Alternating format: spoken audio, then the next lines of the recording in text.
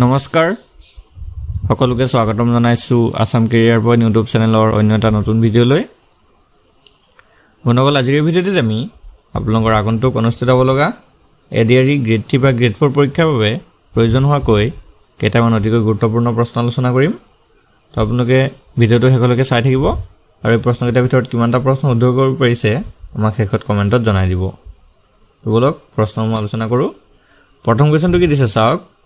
Who is the first cricket player from Assam to make it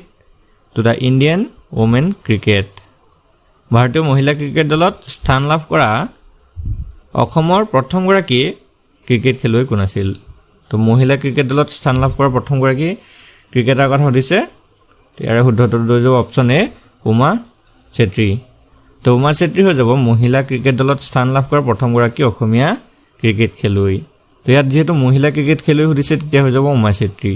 যদিহে আমাক পুৰুষ cricket খেলুৱৈ সুধিলেহেঁতেন তেতিয়া হৈ গ'লহেঁতেন পুৰুষ যদি সুধিলেহেঁতেন তেতিয়া হৈ গ'লহেঁতেন ৰিয়ান পৰাগ তো ৰিয়ান পৰাগ হৈ যাব পুৰুষ ক্ৰিকেট দলৰ প্ৰথমজন ক্ৰিকেট খেলুৱৈ তো মনত ৰাখিব যদি মহিলা হয় উমা চেত্ৰী হ'ব আৰু যদি পুৰুষ হয় তেতিয়া হৈ যাব Riyan Parag next question Bhupen Hazarika own the best music director National Award for which of the following? Bhupen Hazarika দলৰ কোনটোৰ বাবে শ্ৰেষ্ঠ সংগীত পৰিচালকৰ ৰাষ্ট্ৰীয় বঁটা লাভ কৰিছিল তো ইয়াৰ ৰাইট এনচাৰটো হৈছে অপচন এ চামেলি মেমচাপ চামেলি মেমচাপৰ বাবে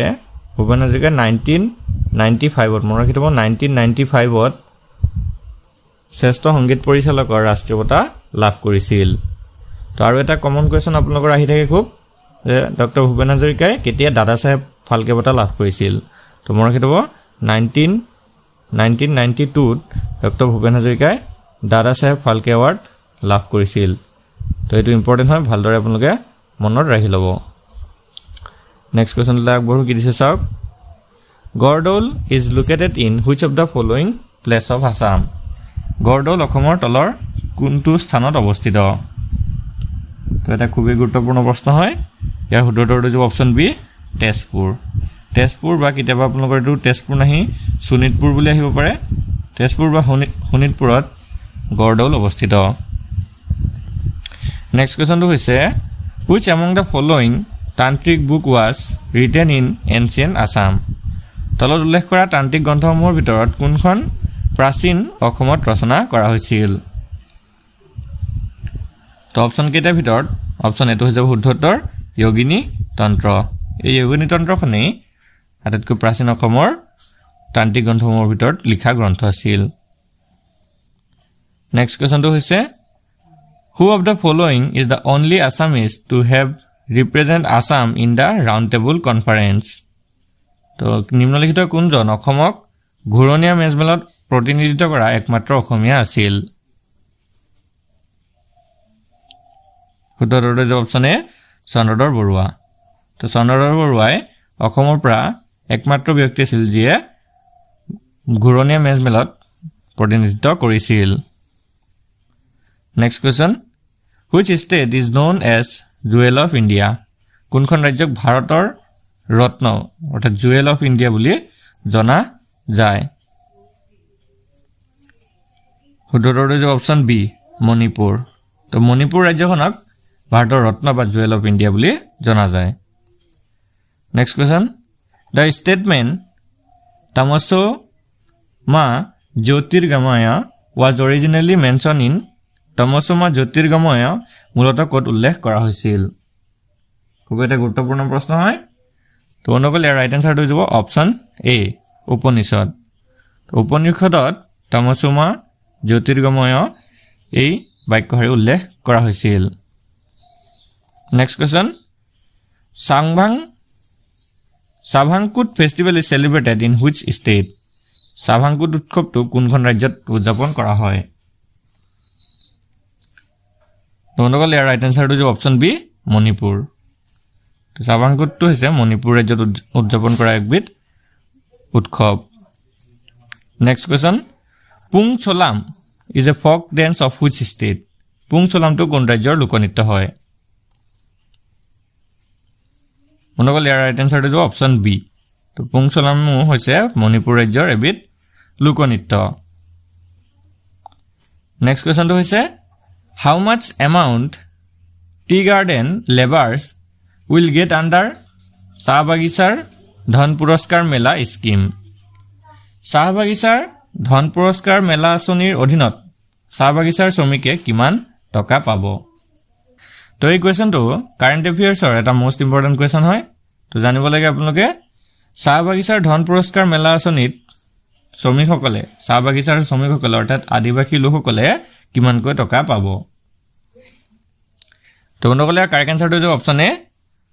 2500 অৰ্থাৎ 2500 টকাকৈ পাব next question which ministry is not related to Beti Bachao Beti পঢ়াও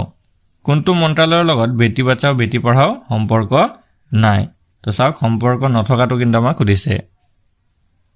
তো অপশ্যনসমূহ যদি আপোনালোকে ভালদৰে পঢ়ি চায় তেতিয়া চাব অপশ্যন চিটো হৈ যাব শুদ্ধ উত্তৰ ডিপাৰ্টমেণ্ট অফ ওমেন এম্পাৱাৰমেণ্ট তো এইটো বেটি বাচাও বেটি পঢ়াও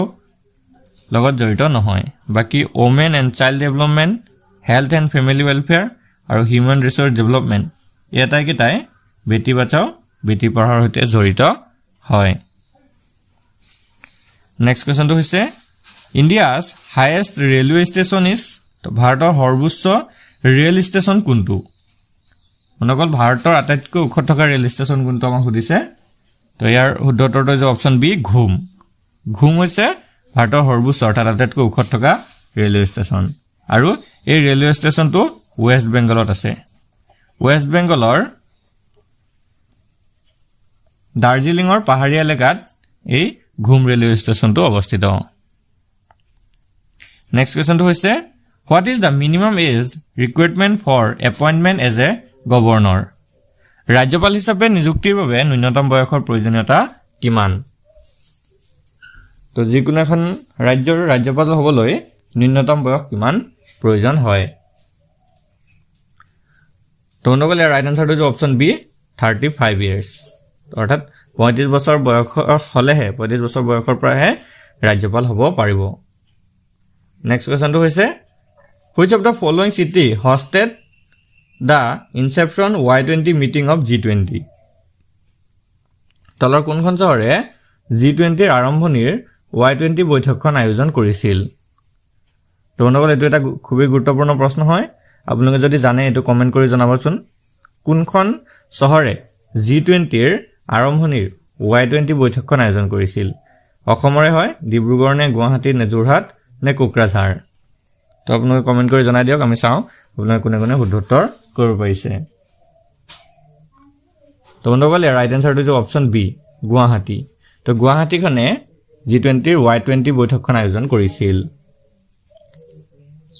next question how many members gut Padmashri award in 2023 from Assam 2023 চনৰ সুধিছে চাওক 2023 চনত অসমৰ পৰা কিমানজন সদস্যই পদ্মশ্ৰী বঁটা লাভ কৰিছিল তো কিমানজন সদস্যই পদ্মশ্ৰী বঁটা লাভ কৰিছিল আমাক সুধিছে তো বন্ধুসকল ইয়াৰ ৰাইট এনচাৰটো হৈছে অপশ্যন চি 3 তো অসমৰ পৰা 2023 চনত 3জন ব্যক্তিয়ে পদ্মশ্ৰী সন্মান লাভ কৰিছিল আৰু সেইকেইজন হৈছে হেমপ্ৰভা চুতীয়া হেমচন্দ্ৰ গোস্বামী আৰু ৰাম কুৱেংগুলে জেনি তো এই তিনিগৰাকী ব্যক্তিয়ে অসমৰ পৰা 2023 বৰ্ষত মনত ৰাখিব 2023 ত পদ্মশ্ৰী এৱাৰ্ড লাভ কৰিছিলে তো বন্ধুসকল ইয়াতে ইম্পৰ্টেণ্ট কথা এটা জনাই থওঁ যদি আপোনালোকে এডিআৰ এক্সামৰ বাবে মক টেষ্ট এখন ল'ব বিচাৰে আপোনালোকৰ প্ৰিপাৰেশ্যনটো কেনেকুৱা হৈছে সেইটো চেক কৰিব বিচাৰে তেনেহ'লে আপোনালোকে মক টেষ্টখন লৈ ল'ব পাৰে কেৱল মাত্ৰ 25 টকাত আপোনালোকে মক টেষ্টখন পাই যাব এক্সামত অহা যিমানবোৰ ছাবজেক্ট আছে যিমানবোৰ এক্সামত ছাবজেক্ট আহিব ঠিক তেনেকৈ আপোনালোকৰ মক টেষ্টখন ৰেডি কৰা হৈছে তো চাব পাৰিব কেনেকুৱা ধৰণৰ প্ৰশ্ন আপোনালোকৰ পৰীক্ষাত আহিব পাৰে একজেক্টলি তেনেকুৱা ধৰণে নহ'লেও আপোনালোকে এটা অনুমান পাব পাৰিব যে কেনেকুৱা ধৰণৰ আপোনালোকৰ প্ৰিপাৰেশ্যনটো চলিছে আৰু আজি ভিডিঅ'টো আপোনালোকৰ ভাল লাগিলে বন্ধুৰ সৈতে শ্বেয়াৰ কৰি দিব আৰু আমাৰ চেনেলটো ছাবস্ক্ৰাইব কৰি কাষতে থকা বেল আইকনটো দবাই দিব ধন্যবাদ